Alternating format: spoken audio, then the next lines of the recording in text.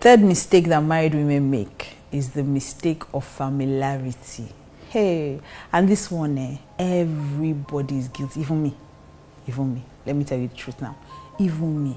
And you know why? It's so easy to fall into that sin of familiarity or that mistake, because you are the one person that sees your husband at his lowest, when he's in his boxers, when he has not brushed his teeth, when he has not had a bath.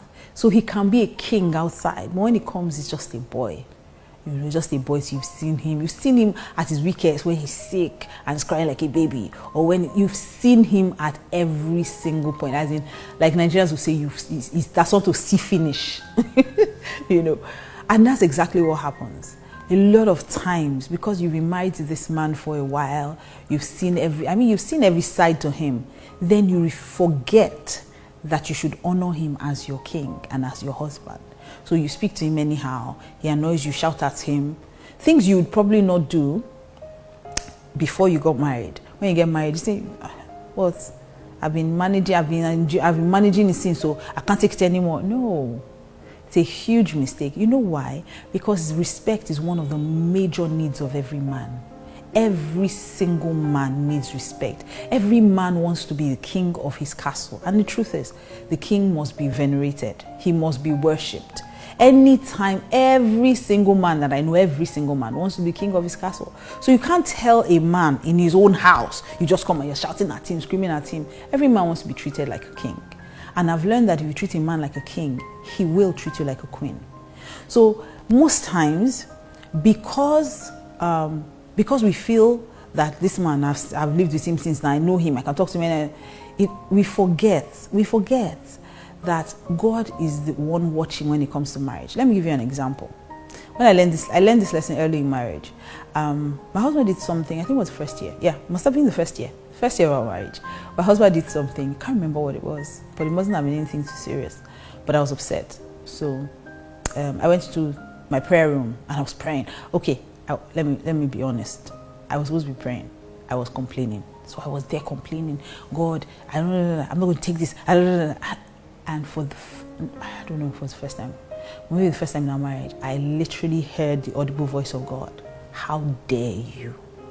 How dare you? It's because I gave you my son.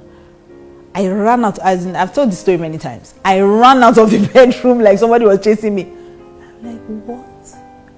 It's like, you must treat him with honor. Do you understand, first of all, that this is your man of God? I said, okay, see why I don't want to marry pastor. I don't like problem.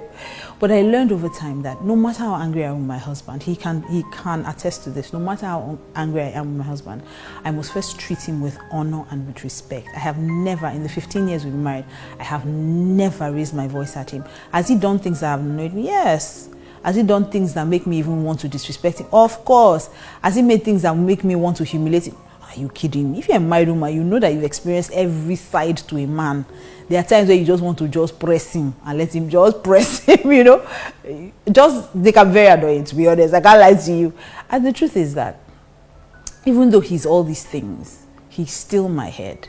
He's still my pastor. I tell women every time, you must learn to respect your husband the same way you would respect your pastor. A lot of women, I'm talking Christian women now, you know, a lot of Christian women respect their pastors.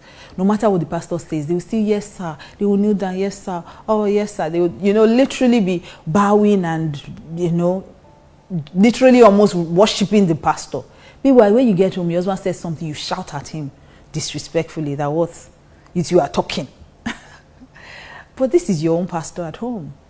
You know, so the same way you would honor your pastor, you should honor your husband the same way. Same way you honor your father, you honor your husband the same way. My husband is my pastor, so some other women have it easy. When you're angry with your husband, you can literally scream at him. I dare not. He's my pastor, first of all, before he's my husband. So I try very hard not to forget that. So your husband may not replace you by marrying another wife, but he may replace you in his heart. So he's not talking to you about very important things. He's not talking to you about sensitive things. You now notice that he's talking more to his friends. He's talking to his brothers. He's talking to his siblings. He's talking to his extended other family members, but he's not talking to you. check your heart. If you have been treating him with disrespect, a man will simply log out. If he's even a good man, he might not marry someone else. I know some evil men that will just move on. They will vash you, banish you, and go and look for an Esther, one small fine girl that they can just replace you with. I'm trusting God that your husband is not that kind. But I'm talking about men who are even Christian and godly. They will just log out. They say anything they want to tell you, shout at them, talk to them anyhow. Men hate disrespect. And that is the mistake married women make. They disrespect their husbands constantly. No matter how annoying your husband is, no matter what you want to tell him, there must be a way you can tell him respectfully and prayerfully.